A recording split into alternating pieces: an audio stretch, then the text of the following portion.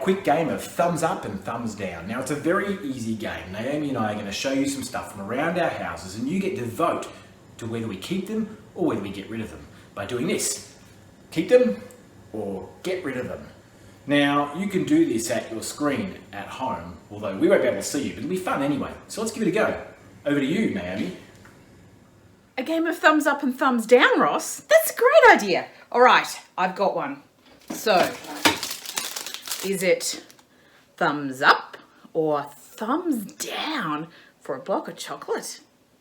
Thumbs up? I thought you would. We're playing thumbs up and thumbs down with a telephone. Yes, this is very handy. Hello? Hello? Is anyone there? Anyone there? No, no one's there. No one's there. That's because this is our corded telephone. The only people who call us on this now are people who are trying to sell us something or trying to ask us lots of questions. I don't think I really want this telephone anymore. My kids will be really pleased. Time to get rid of this telephone. Thumbs down.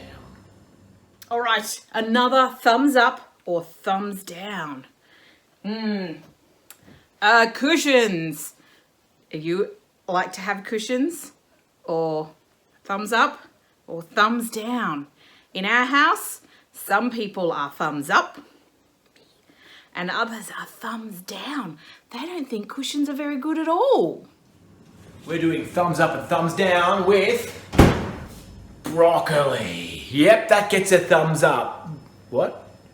You're saying thumbs down? No way. This is like really good for you and delicious. Ooh. Ooh.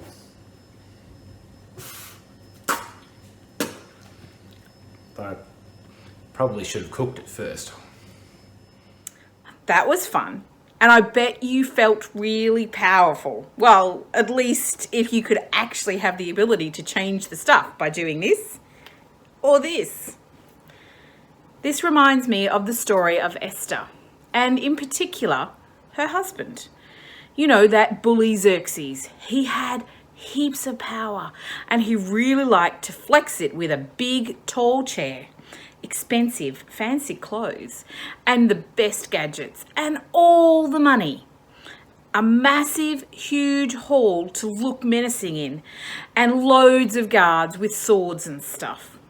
And just to really hammer it home, he had a crown on his head and carried a fancy gold scepter, which is kind of just like a really expensive stick.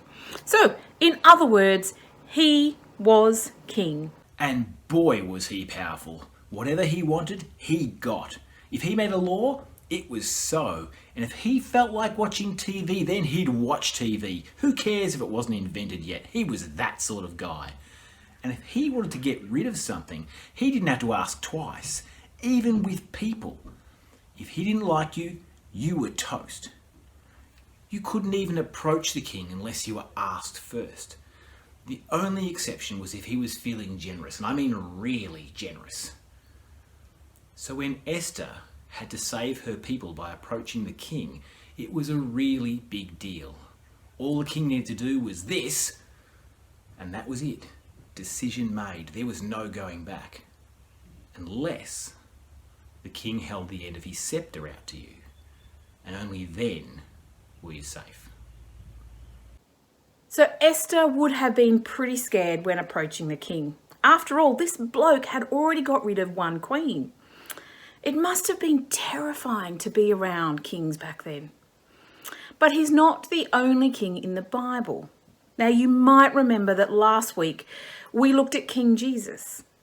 He's a servant who washed the feet of his disciples, and then he died on the cross for his people. But he's not just a servant.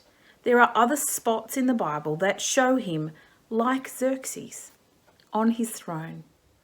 Well, by the time we get to Revelation chapter 5, Jesus is surrounded by angels who are saying, "Worthy is the Lamb who was slain to receive power and wealth and wisdom and strength and glory and honor and praise."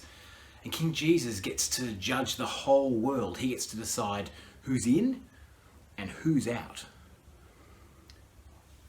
Well, I'm not going to pretend. This does sound a little bit scary. After all, King Xerxes, he ruled for just a little while, whereas King Jesus reigns forever. His decisions are way more permanent. But there is one big difference. King Jesus is already holding his scepter out to us. We know because the Bible tells us. Therefore, he is able to save completely those who come to God through him, because he always lives to intercede for them. Hebrews 7 verse 25. King Jesus says everyone who follows him will walk in the light. We are safe with King Jesus. Even in his splendor, poor old Xerxes doesn't even compare. This king is way more powerful and reigns in glory forever. And he's already reached out to us. We just need to follow.